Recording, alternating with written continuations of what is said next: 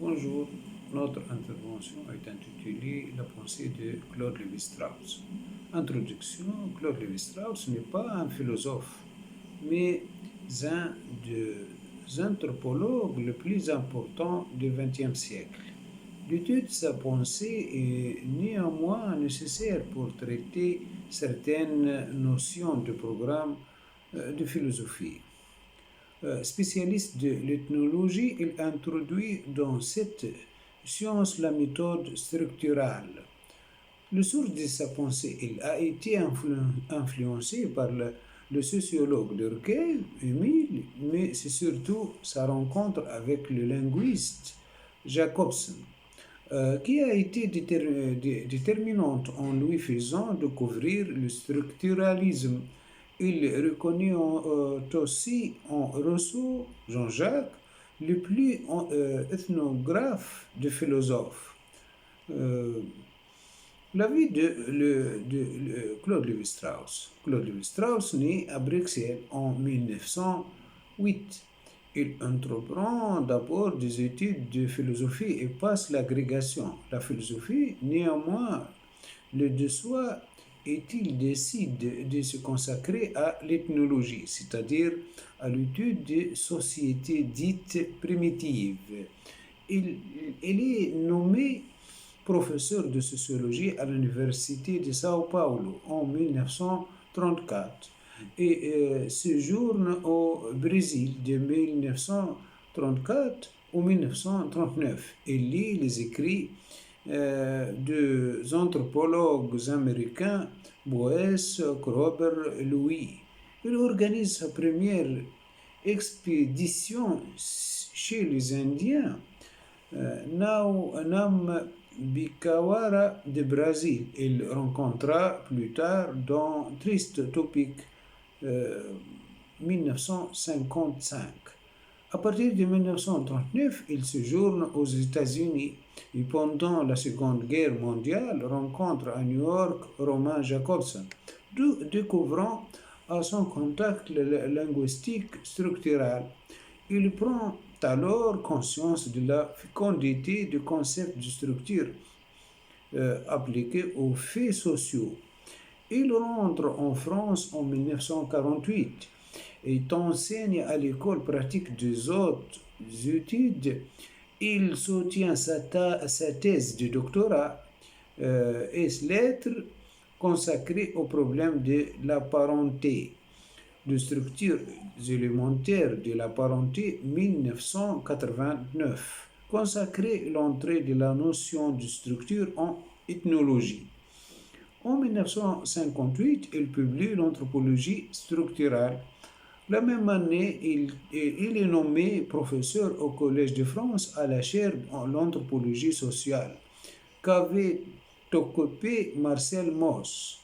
En 1962 paraissait le totémisme aujourd'hui et la pensée sauvage. Il applique ensuite la méthode structurale à l'étude de mythes. Le mythologique passé paraissait en 4 volumes, Le cru et le cuit en 1964, Du miel aux cendres 1967, L'origine de manière de table 1968 et L'homme nu 1971. En 1973, Lévi-Strauss est élu à l'Académie française. Il publie en 1975 La voix de masque. Il continue son enseignement au Collège de France jusqu'en 1982, date de son départ à la retraite. Il continue à publier Le regard éloigné 1983, La poitière jalouse 1985, De près et de loin 1988 et Histoire de Lynx 1991. Les principales œuvres de Claude Lévi-Strauss: Les structures élémentaires de la parenté 1989, Race et histoire 1952, Triste Topic 1955, Anthropologie structurale 1958, Les totémismes aujourd'hui 1959, 1962, La pensée sauvage, 1962, le mythologique, le cru et le queer, le cru et le cuit, 1964, De miel au cendre, 1967, L'origine de manière de table, 1968, L'homme nu, 1971, La voix de masque, 1975, Le regard éloigné, 1983, La poitière jalouse, La potière jalouse, 1985. De près et de loin, 1988. Histoire de Lynx, 1991. Euh, le problème de l'ethnocentrisme. L'ethnocentrisme apparaît comme l'obstacle majeur à l'étude des autres sociétés. Lévi-Strauss construit ce concept par analogie avec celui de l'égocentrisme. L'égocentrisme est cette attitude typique chez les jeunes enfants qui consiste à tout ramener à soi, avoir je au centre. Dans l'attitude ethnocentrique, ce n'est plus le moi qui est au centre, mais l'ethnie, c'est-à-dire sa société, sa culture.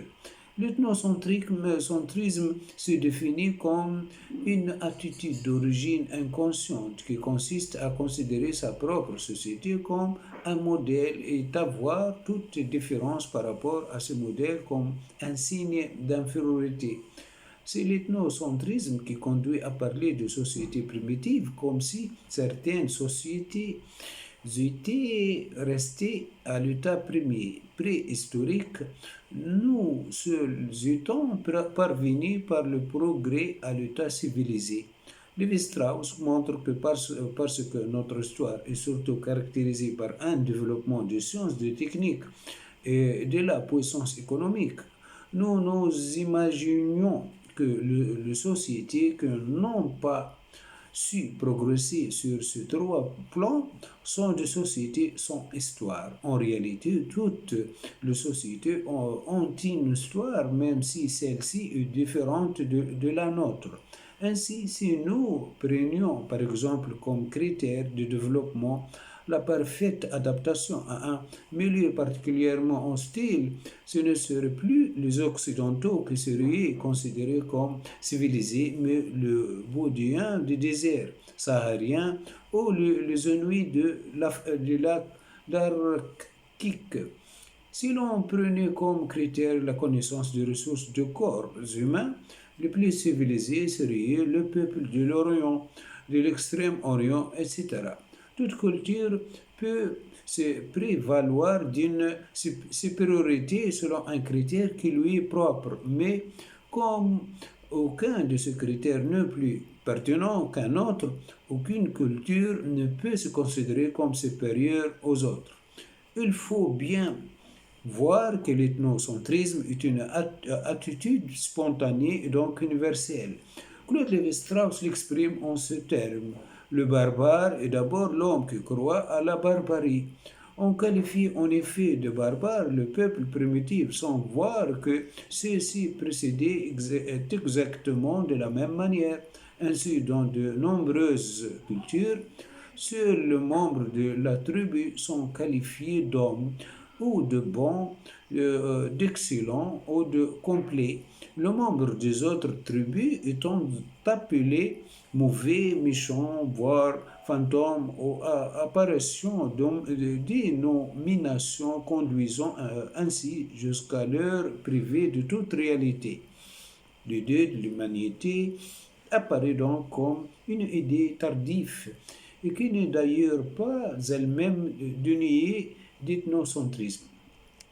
Claude Lévi-Strauss souligne par exemple comment la proclamation de l'égalité naturelle entre les hommes et de la fraternité qui doit les unir sans distinction de race et de culture néglige la diversité de cultures et nie en réalité les différences qu'elles n'arrivent pas à comprendre. Les cultures sont bien différentes, mais non inégales pour autant. Ramener la différence à l'inégalité ou l'égalité à l'identité constituée de deux formes d'ethnocentrisme. Maintenant, la notion de structure. La notion de structure est à peu près équivalente à celle de totalité. C'est un ensemble dans lequel les parties n'ont de sens que par rapport au tout, et réciproquement un tout formé d'éléments solidaires tels que chacun ne peut être ce qu'il est que dans et par sa relation avec les autres. Une structure comporte des lois qui lui sont propres et qui ne sont pas nécessairement semblables aux propriétés de ces éléments constitutifs. Elle se conserve, s'enrichit par le seul jeu de cette transformation. Elle s'auto-règle sans faire intervenir d'éléments extérieurs à elle-même. L'ethnologie structurale s'oppose à la fois à la sociologie causaliste, celle par exemple de Durkheim, à la sociologie finaliste qu'on trouve par exemple chez Max Weber. Pour l'illustrer, prenons l'exemple du mariage. Pourquoi se marie-t-on? Selon l'hypothèse finaliste, on se marie parce qu'on a l'intention de se marier. Certes, le mobile peut être différent, amour et intérêt, mais néanmoins il s'agit toujours d'une intention. Cette hypothèse n'est nulle convaincante car en réalité, nos comportements dépendaient du milieu social. On ne pose pas tout à fait que l'on veut. On peut montrer facilement, par exemple, qu'on épouse statistiquement plus souvent que quelqu'un de son milieu social que l'institution du congé payé a élargi le cercle de conjoints possibles, etc. Bien plus dans de nombreuses sociétés, on ne choisit pas librement son conjoint, mais on doit déposer quelqu'un appartenant à tel ou tel groupe d'une façon qui peut sembler arbitraire. Si l'on adopte en revanche l'hypothèse causaliste, on verra que les gens se marient à cause d'institutions sociales que les y poussaient. Mais c'est reprendre à la question par une autre question, car on peut se demander d'où viennent ces institutions. Pour comprendre le mariage, il faut replacer le fait d'expliquer dans une structure sociale une totalité. L'élément à comprendre doit être restitué dans la totalité structurelle. Ainsi, par exemple, comprendre pourquoi dans telle société on épouse une telle femme et pas telle autre ne peut s'expliquer que dans le cadre d'une structure très complexe, d'une structure de parenté. Dans Lévi-Strauss va montrer, nous le verrons qu'il s'agit d'une structure d'échange. L'ethnologie va donc construire de modèles abstraits qu'elle appelle structures qui vont permettre de comprendre non seulement le mariage, mais de contenus extrêmement variés. La méthode structurale accorde la primauté au système sur les éléments et révèle la permanence de signification. Système de parenté, mythe, masque, relations économiques, etc. répondait donc à une logique qui est étudiable scientifiquement. Maintenant, la relation entre distinction ou bien nature et culture, la question de la prohibition de l'inceste. Qui distingue l'homme de l'animal? L'homme n'est pas seulement un être naturel biologique, mais il est un être culturel, c'est-à-dire qu'il vit en société. Claude Lévi-Strauss montre qu'il est naturel chez l'homme tout ce qui est universel et culturel, ce qui relève de la règle. L'homme est en effet le seul être qui s'impose des règles, qui exige la règle pour la règle. Parce que les cultures sont diverses, les règles le sont aussi. Or, un fait avait retenu l'attention des anthropologues avant Claude Lévi-Strauss. Il existe une règle universelle, un interdit universel, celui de l'inceste.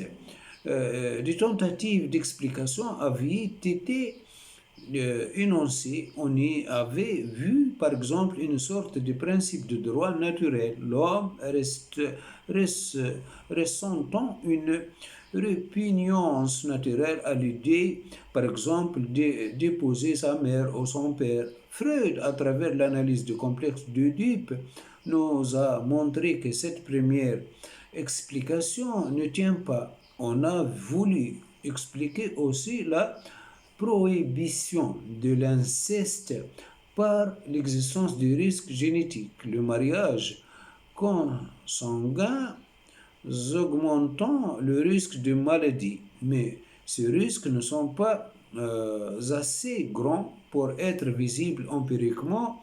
Il ne peut être connu que dans les sociétés où s'est développée une biologie scientifique, ce qui n'est pas le cas de sociétés dites primitives. Il faut de reste ajouter que si la prohibition de l'inceste est bien universelle, la définition de l'inceste, elle varie en fonction du groupe considéré.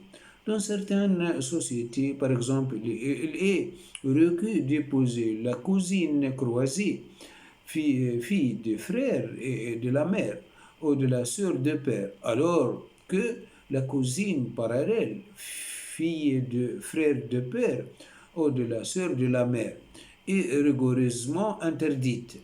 Le risque génétique est ici pourtant identique dans les deux cas. Par son universalité, la prohibition de l'inceste semble révéler de la nature, mais par la diversité de ses modalités. Par le fait qu'elle relève de la règle, elle semble plutôt relever de la culture. Claude Lévi-Strauss y voit alors ce qui fait l'articulation entre la nature et la culture, ce qui fait de l'homme naturel un être culturel, ce qui importe dans la prohibition de l'inceste et moins l'aspect d'interdiction qu'elle contient que l'obligation qui en est le corollaire. Ne pas avoir le droit d'épouser quelqu'un de sa famille, c'est avoir l'obligation d'épouser quelqu'un d'une autre famille. Le mariage apparaît alors comme un échange, échange qui constitue aux yeux de Claude Lévi-Strauss le fondement social. Mais un fait complique les choses dans le mariage. On ne reçoit pas de celui à qui on ne donne pas à celui de qu'on reçoit. Chacun donne à un partenaire et reçoit d'un autre. Il existe en effet des cycles très complexes ne réalisant l'équilibre des échanges qu'au bout de plusieurs générations.